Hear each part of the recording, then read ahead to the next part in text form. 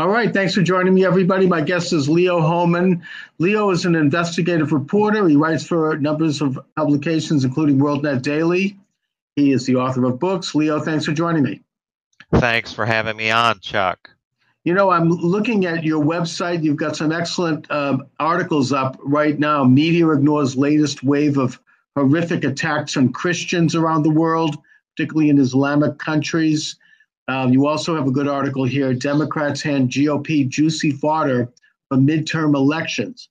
And both are fascinating topics. But before we go there, I want to ask you about the big news of the day, of course, this being a news-driven program, and that is President Trump's nomination of Brett Kavanaugh for the Supreme Court position vacated or being vacated by Anthony Kennedy. What do you think?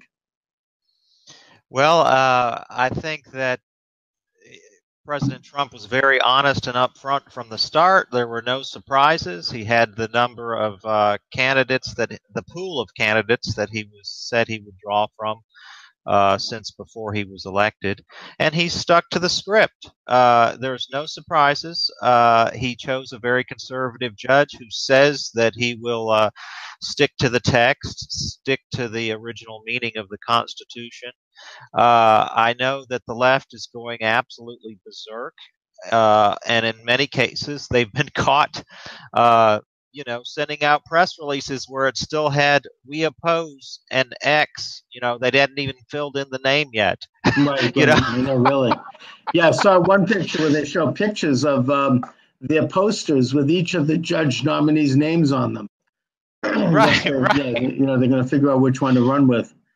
Absolutely. So, I think of the four finalists, Kavanaugh has the longest record that we can look at, and I'm sure there'll be lots of analysis of that record in the days ahead. Many cases to look at and read, and I have not done that yet. I don't know if you have started, but I'm sure that we're probably going to find a candidate, a judge who's very conservative, but perhaps not as conservative as some of the others on the list. Right. So what are your feelings about that? Well, he's been on the D.C. bench for 12 years, and apparently he's a prolific writer. He's written over 300 decisions. Plus, he's written books and he's written articles. And I'm afraid that he might end up dealing with some of the same problems that Judge Bork dealt with, who was also a prolific writer, in that knowing the left, they're going to go over this with a microscope and look at every little word and, oh, well, he lied because he said March 2nd, not March 3rd, this sort of thing, and try to get at him with the 1,000 cuts, on these little technicalities.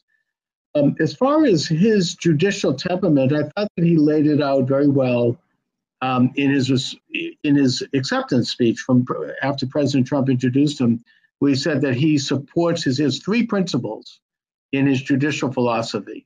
He supports the Constitution, he supports the rule of law, and he supports precedent. And his comment about precedent is an indirect way of saying that he would not seek to overturn Roe versus Wade. Right. Now, conservatives may be upset about that, and he has said so explicitly. But what I would suggest is that it's the best choice for right now because, first of all, he's in the middle on it. While he won't overthrow Roe versus Wade because he respects precedent and he respects settled law, at the same time, he's not going to expand Roe versus Wade. Mm-hmm. And there's been a major fight since that decision, on the one hand, to get rid of it from the conservatives, but from the left to expand it. And if you read the language of Roe versus Wade, and I've read it, it actually is fairly conservative by today's standards. It really allows the states to regulate abortion policy. It does not allow abortion in the third trimester. I mean, it's a fairly, by today's standards, conservative decision. And I think that Judge Kavanaugh has indicated that he's going to stick by the letter of it and not see it expanded. So to my way of thinking, that is appropriate for these times. We don't want to have World War III over this. So, well, it seems like the left is geared up for that. I think they're looking for that, Chuck. If it's not going to happen over abortion, I think it could happen over immigration. It could happen over guns. I feel like the left is pushing for that. They want it. I don't know if they're ready for it, but they want it. That much seems clear because it seems like, it doesn't matter what the issue, whether it be the immigration program, whether it be guns, whether it be abortion, they are pushing their base to become more and more radical, to get out in the streets, to challenge police. And I don't know how much further they're willing to push it, but so far we haven't really seen the end of the envelope, I don't think. So Yeah. I'm not so sure that if it's not abortion, it won't be something else. I hope I'm wrong. Well, I think that what you're describing is true, and it is on those issues that they're going to lose.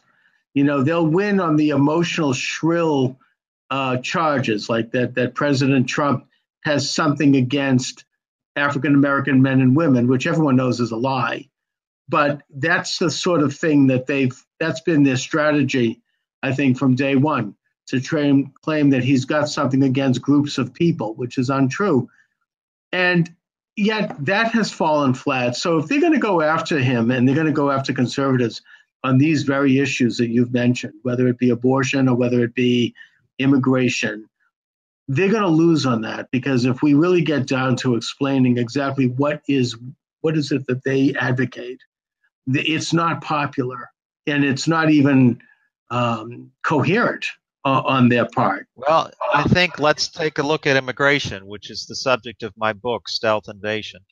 I think what they want is the complete 100% elimination of borders. They want a revolving door at the border. We could argue as to why they want that. And I think it might vary a little bit. I don't know that there's a monolithic opinion on the left as to why they want open borders. But I think it's beyond debate now that they do want open borders. And, but they never come right out and say that. It's always some emotional issue, the latest one being the separation of the children from the parents. Right. They don't care about separating children from parents. This is a party that has argued for years that the child can never be too young to be taken out of the home and put in preschool. I think it's down to age 3 at least now, where they're saying the children should be put in preschool at age 3. While both parents are out pursuing their careers. And, and then you could also tie that in with the abortion issue. They have no problem with ripping a child out of a mother's womb. So certainly they can't be all that concerned about children being separated from their parents temporarily, of all things. Right. When they illegally cross the border. So the issue is never the issue that they're putting their finger on. That is only a mechanism to get them from point A to point B in their political agenda. And I think that, well, first of all, you're absolutely right. They want open borders and they won't come out and admit it, because to explain that is impossible. It really gets into the ultimate dream, which is that borders are irrelevant and we should have world entities, world order. But on the practical side, the way the left media covered that story was so dishonest. It wasn't right. Fake news outright, because they used the facts, but it did not give any context. It didn't give any instruction over this overall issue, which is that the immigration policies have been going on since Clinton and that they're not good. The separation of families is something that's not new.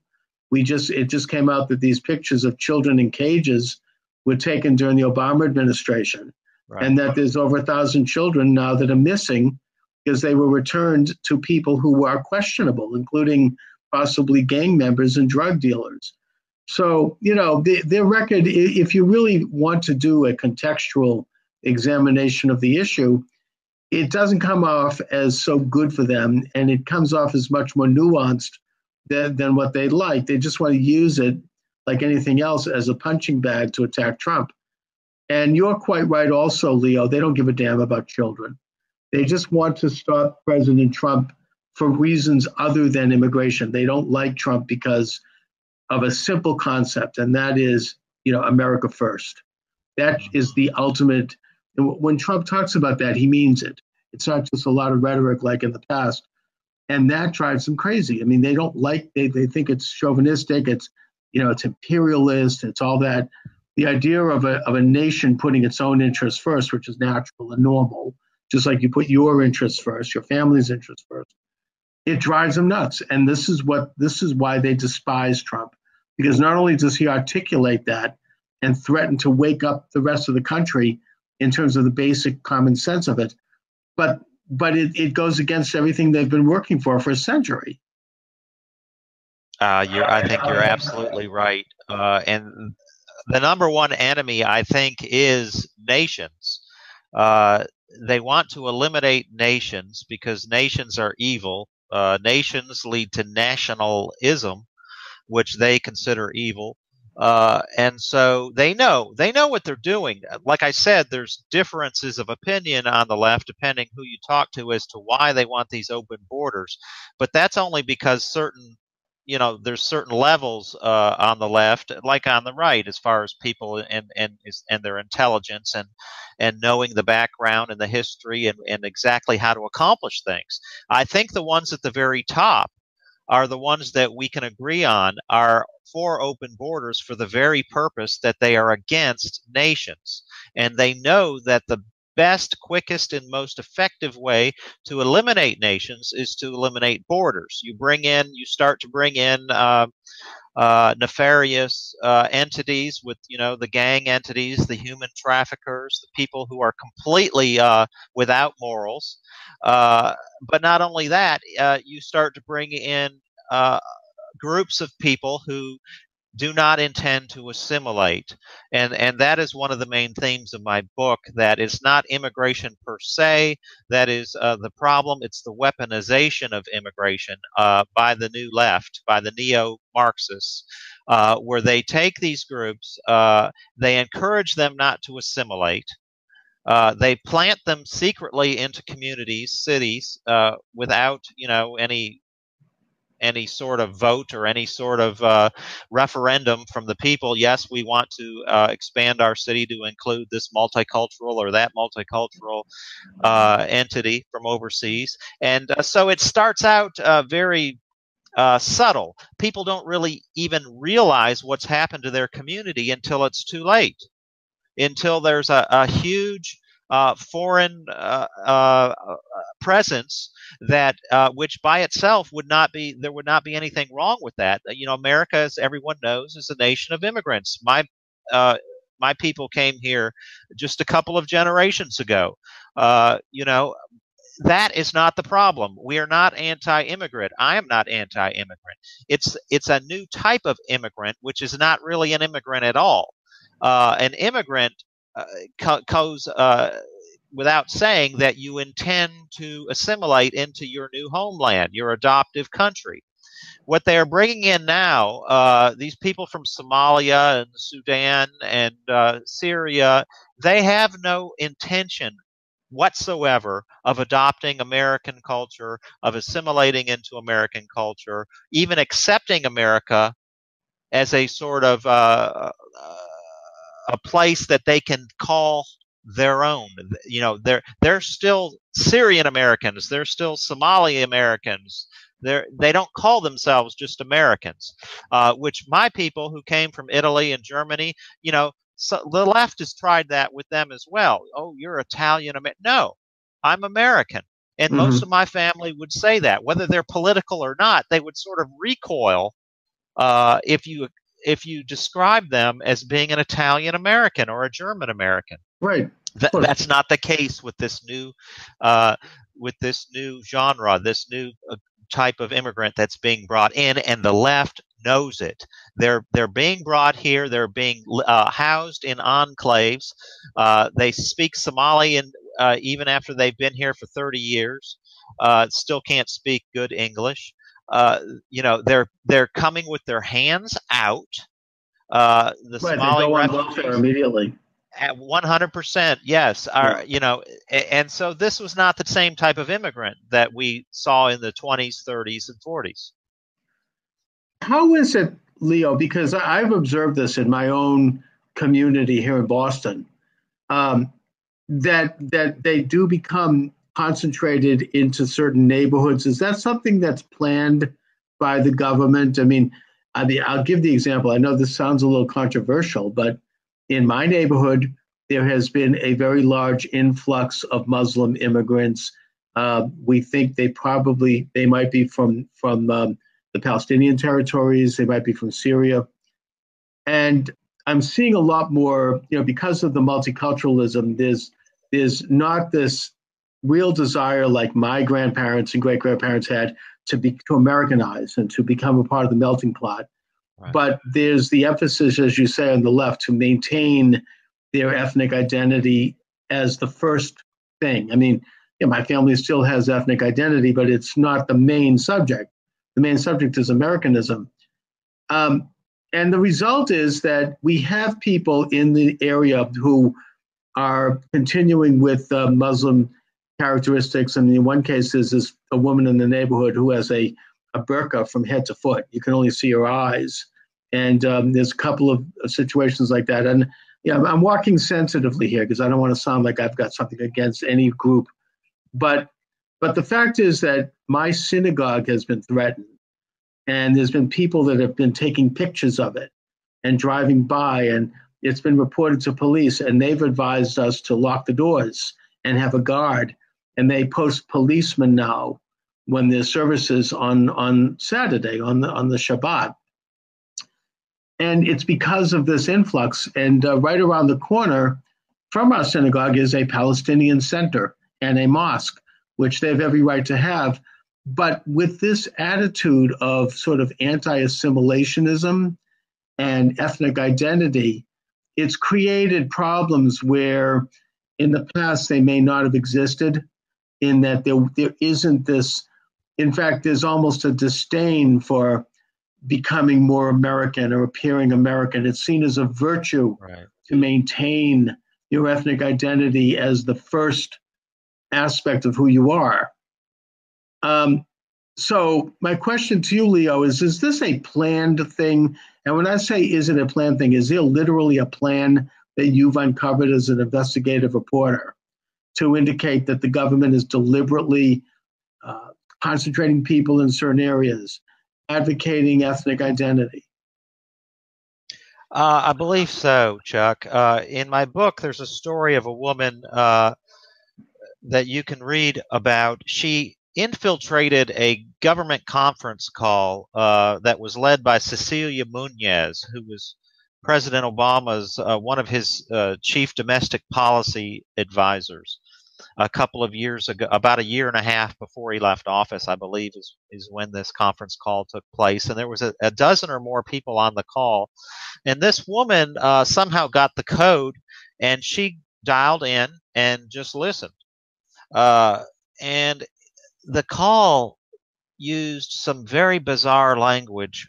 The main speakers were talking about planting, first of all, preparing the soil of the receiving communities who would receive the Muslim refugees.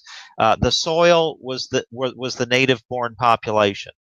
And they talked about planting seedlings into the soil after it was watered and prepared by groups like Welcoming America. And they would nurture the seedling until it was able to mature and stand on its own.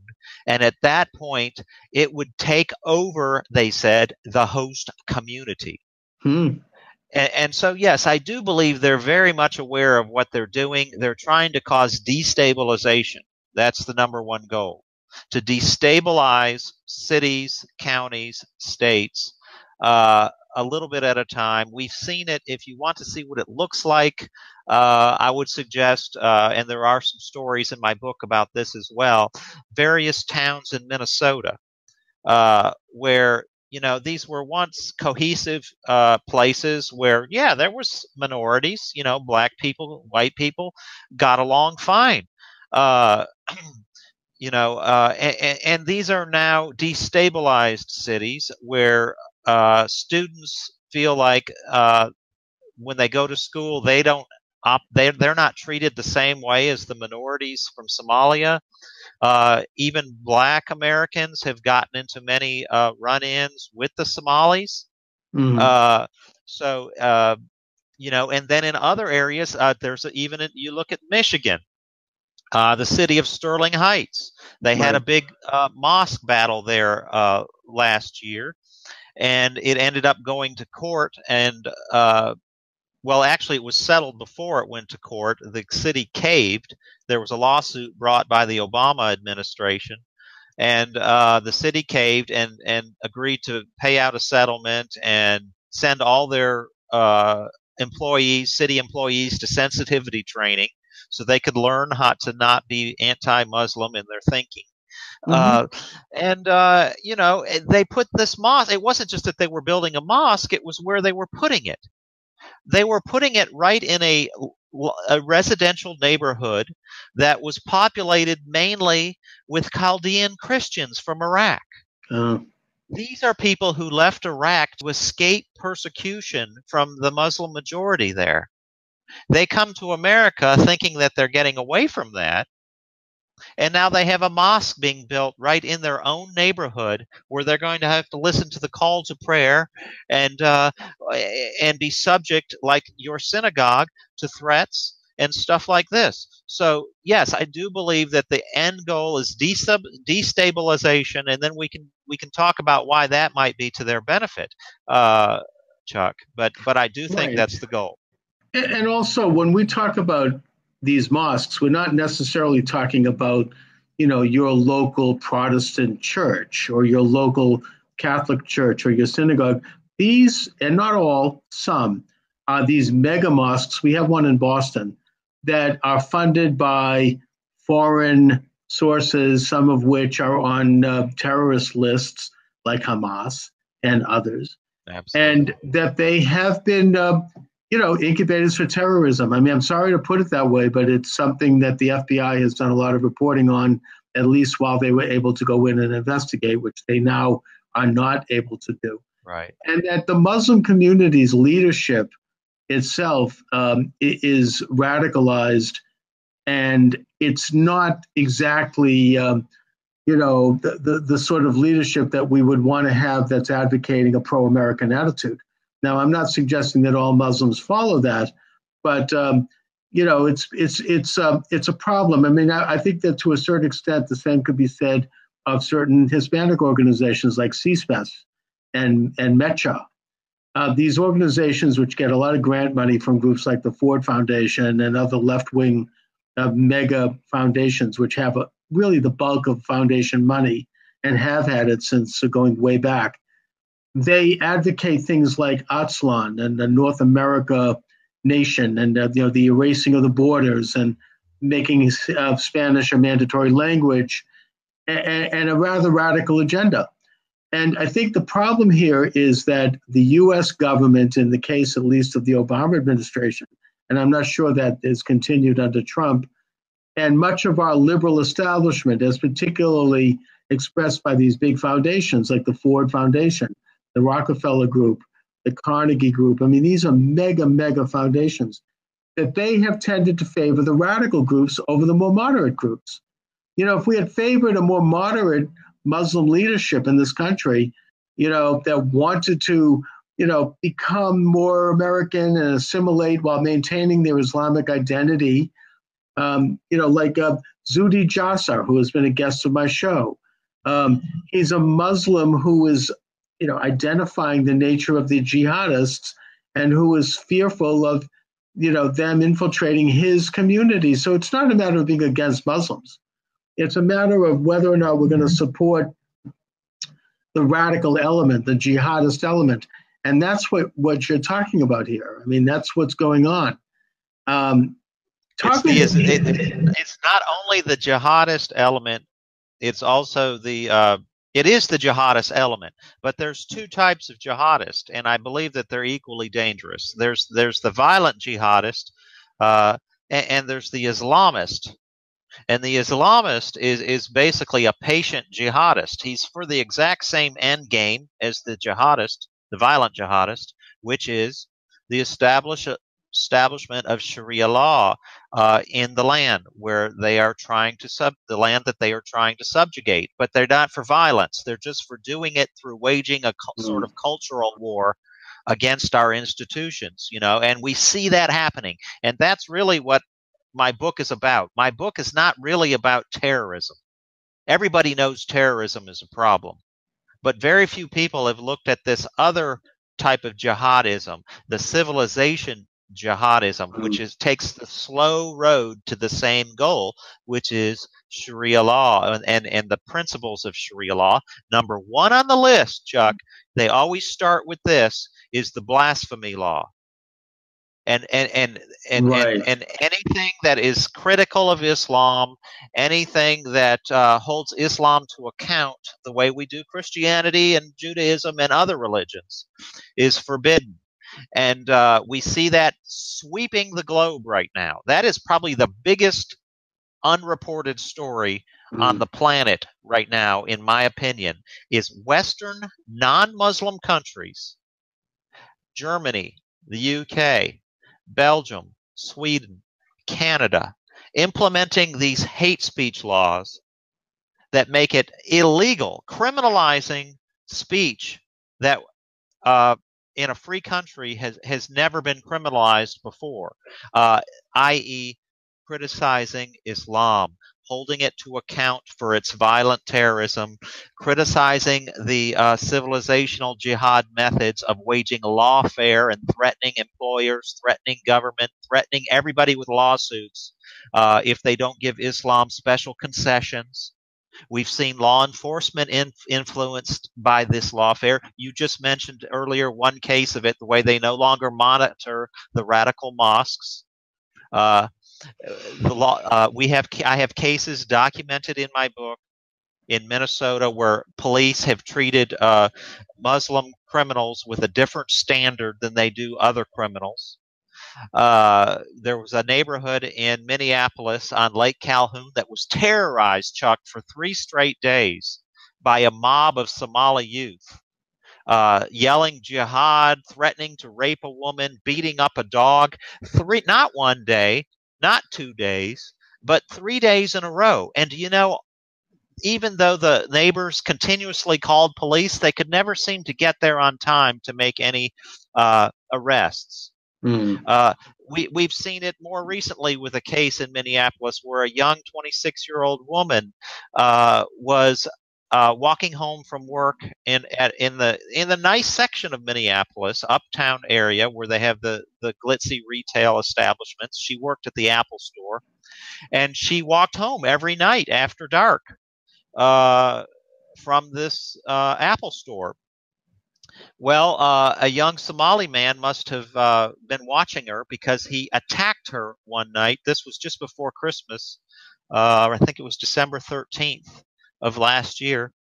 And he was trying to drag her off the street into a more secluded area. Now, what do you think he had, and she described him in detail. She described what he looked like, what he was wearing, that he had a Somali accent. He had a low-cut afro. He had on a certain, I forget, type of clothing, and he had a Somali accent. The police called that a failed robbery. She came out later and said, you know what? He never asked for my purse. He never tried to get my purse as he was dragging her through the snow. He stabbed her 14 times. The poor thing survived. I don't know how. It was a good Samaritan, heard her screams, and came and scared the man off. That was the only reason she survived. Yeah. And so, but no arrest to this day. And the police called it a failed robbery. Lying. And another case, the Mall of America, where 2 brothers were stabbed by a Somali. You may remember this one got a little bit more press. That one got a little more press. And they said that was a failed robbery, that the man was trying to steal some of the clothes they were trying on at the Macy's store, and that one of the brothers intervened, and then the Somali stabbed. No, when the Somali went to court about a month and a half after it happened, he told the court point blank, I was on a mission for Allah, and I was there to do jihad. It was never reported in the original case. Police called it a failed robbery, and then 2 months later, he goes to court. It makes a small story in the Minneapolis Star-Tribune. So the people are not being told what's really going on here. No, I mean, just to add one more example, the New York Times has reported pretty much in the late 1990s, I don't know if it's still going on, a huge spate of murders of young women by their fathers, by their brothers. It's an over and over again in the greater New York area, in New Jersey, and in other neighborhoods. And they did not mention the fact that these people happened to be Muslims, so that there was no context for it. It was just a terrible murder. But what you're saying, I mean, when you describe civilizational jihad and, with its subversive tactics and its dishonesty, it kind of reminds me of the way the old communism used to work, right? Yes, you had absolutely. Open, bloody revolution where, Lenin and the Bolsheviks would come in and they'd murder 6 million people. And then you had the subversion. I mean, this is outlined in Marx's manifesto. Adapt to the ways of the country. Lying is okay. I mean, in fact, it's a virtue if it helps further the agenda of the revolution. Maybe this is why the left has this kind of tacit, almost symbiotic relationship with the Islamists. And I'm not saying it's necessarily a conscious, open alliance, but there's certain philosophical antecedents that resonate amongst the more radical elements of Islam with the more radical elements of the left. Maybe I don't mean to simplify here, but that could be part of why our liberal left establishment is so protective of this Islamist agenda. I think you're really onto something there, Chuck. There's a document that was uncovered by the FBI in 2004 and presented at the Holy Land Foundation trial, which was a big terror funding trial where these Islamists that we're speaking about in the United States were funneling money to Hamas. And this document really lays it all out there exactly as you're talking about, this concept, which was the old communist theory of boring from within. Mm-hmm. And this explanatory memorandum for the Brothers in North America, as it was called, talks about that. And it talks about that the brothers would be in North America must realize that they are engaged in a form of grand jihad. And they didn't mean violent jihad. See, that's where Americans don't understand. A form of grand jihad where they would infiltrate and destroy the Western civilization from within. And that they would do this by the hand of the believer and the unbeliever. And who is the unbeliever? They even describe that. Like-minded, sympathetic organizations on the left in the American political scene. Mm-hmm. Those are the groups that they would align themselves with. And this document was written in the late 80s, around 1989, and it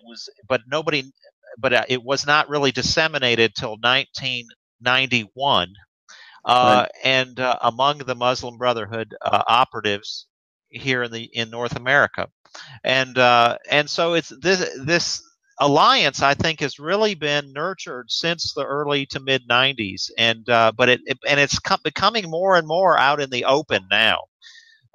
You see them at the same protests. You see them at the same conferences. Sure. I mean, I've been to like a rally, an anti-Israel rally here in Boston. When I think during the last Hamas war in Gaza, and you saw the Islamists there, and they were generally more respectful and quieter. But then you saw the radical predominantly white American college students, the left wingers, with their knitted caps and the usual, And their faces were twisted with rage, and hate, and Yes. they had this ashen complexion. They were They just, are definitely more hateful. Yeah. yeah. And yet at the same time, I would argue that the Islamist subversion, if you will, this jihad, this civilizational jihad, is actually more deadly and more dangerous than the communist subversion because of terrorism. It's because there is an implicit understanding that these people are at least indirectly aligned with the terrorists. And the terrorists are so barbaric and so dangerous and so ugly. When we see displays of them, beheading Christians standing on a beach somewhere in Libya, and we hear what they do to people, that people are afraid. There's a fear factor. You don't want to go against that, including Muslims in this country. They're the ones that are going to be the first ones to have their heads chopped off if they speak up against this thing. It's kind of like, maybe it's a way the old mafia used to work too, I suppose. But it's terror that they're aligned with. And because of that, they're more deadly, because at least with the communists, you could speak up and identify them, and there could be a congressional hearing. Even if it was under attack, they could be exposed, and people did stand up and denounce them publicly. But with the Islamists, people are afraid to do that. I mean, look at Geert Wilders in the Netherlands. He's going to have to be under 24-hour guard for the rest of his life because he has spoken up against Islamists in his country. So, they have this alliance with outright terrorists, whether it be open or implicit, but it scares everyone. We're afraid to do this. You and I are doing this on this show. I'm not sure that, if we did it in the New York Times, not that they carry it, we'd have a target on our back. I mean, it's chilling, for people to get involved in this. I mean, look at Pamela Geller. I mean, it's she's courageous enough to step out, and they're putting up effigies of her and giving fatwas. So they intended to behead her. Yes. But you're absolutely right. Even though these two sides work sort of independently of each other, there is a thin line of connection, and this is how it works. While these Islamists operate within the political system peacefully, they do use these violent jihadists in a very clever way. Whenever we see a attack, whether it be like the OSU Ohio State attack, right. Where that student rammed his car into a bunch of students and then got out and started stabbing. Let me just interject on that one, because I remember that at the time that Governor Kasich said, "I don't know what could have led to this. We have to study this." I wonder if that's, I wonder how far that study went. Right. It kind of got swept under the rug, I think. That's how they all happen now. When it first happens, we're not sure what the motivation was, they say. Right. And 2 or 3 months, or usually a year. The Chattanooga attack was another great example of that. Sure. The young man, Abdul Aziz, he killed 4 or 5 unarmed U.S. servicemen at a naval recruiting office in Chattanooga about 3 years ago. I think it was around this time of the year. They said they didn't know what motivated that, and it sounded almost believable because he came here as a young child, 4 or 5, 6 years old. He went to American schools. He was on the wrestling team. He was a popular kid. He seemed like his family definitely didn't seem like it. His family came from a well-adjusted, well-assimilated Muslim family. Mm-hmm. But what happened was he went to college, graduated with an engineering degree, and after that he became more religious, grew out his beard, started wearing the Islamic robes, started going to mosque more regularly. I don't know if he started listening to certain online videos or whatnot, or if it came from people at his mosque, but he got radicalized, that mysterious term they throw out there. But they had all this evidence right away after that attack. They found a note he had written pledging himself to ISIS, None of that came out until like a year later when everyone had forgot about it. But going back to my original point, as far as how the peaceful civilization jihadists use the violent jihadists, when an attack like that occurs, the official types, like you mentioned, Governor Kasich, oh, we don't know what caused it. But people like you and me who can read the tea leaves said this was a jihadist attack. Sure. It bear all the hallmarks of a classic jihadist attack. What do people like CARE and the civilization jihadists do then? They jump into action on Twitter, Facebook, and the mainstream media, even Fox News, and say, oh, that Robert Spencer or that Pamela Geller, they are Islamophobic because they're trying to paint, they're trying to accuse before the facts are out. They're trying to say that they're trying to paint with a broad brush and make all Muslims look bad. And so they're able to use these attacks to then turn the tables on the honest journalists, the honest pundits who call it like it is and say it's a jihadist attack. And so they're able to demonize their enemies. And it's not an Islamist, it's not Islamophobia, it's jihadophobia, I would suggest. Right. And I mean, in the case like of the guy that shot up the Pulse nightclub in Orlando, he was saying, I'm an Islamist. Allah Akbar. He was begging. I mean, and they said, right? I mean, but what did the media do? What did the media do with that case? They said he was anti-gay. And that this, maybe he had a gay lover at one time, and he was just going there to take out his vengeance against gays. No. If he had anything, that's right. If he had something against gays, it was because it came from his fundamentalist interpretation of certain Islamic verses. And also, they're beginning to, and this is a very insidious development. I've heard left-wingers chatter online and whatnot.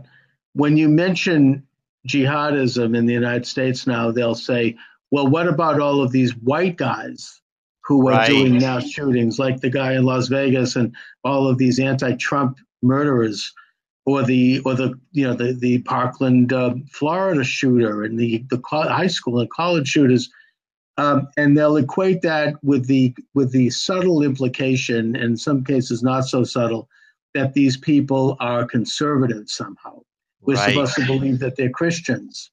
It goes back to their claim that Timothy McVeigh was a Christian, when in fact he had nothing to. He was anti-Christian in every sense. He was like pagan. Yes. It's paganism. Exactly. But they tried to say, well, what if America should hold up a mirror to itself and look at its own, way of being, and that this is a Christian thing or this is a conservative thing. What do you say to that? Because, I would argue, first of all, that in most cases of these shootings, it's people who are products of our liberal education system, our liberal culture.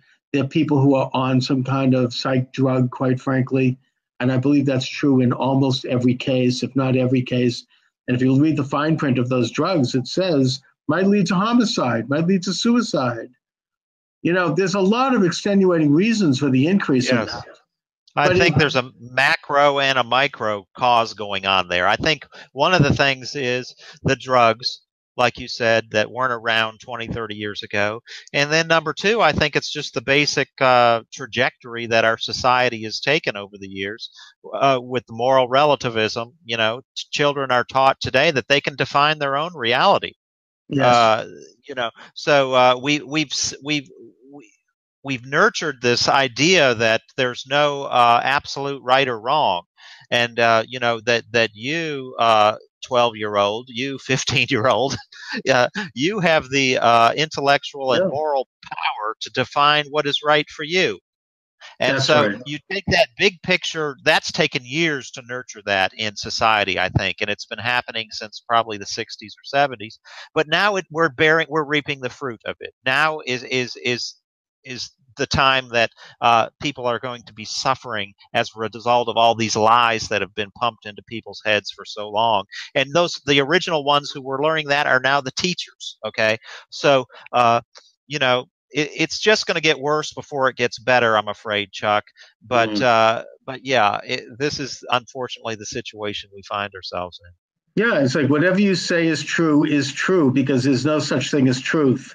Right. And that it doesn't matter if you believe like Jeffrey Dahmer. If you say it's true, it's true. And anyone who says otherwise is somehow prejudiced or a bigot against you.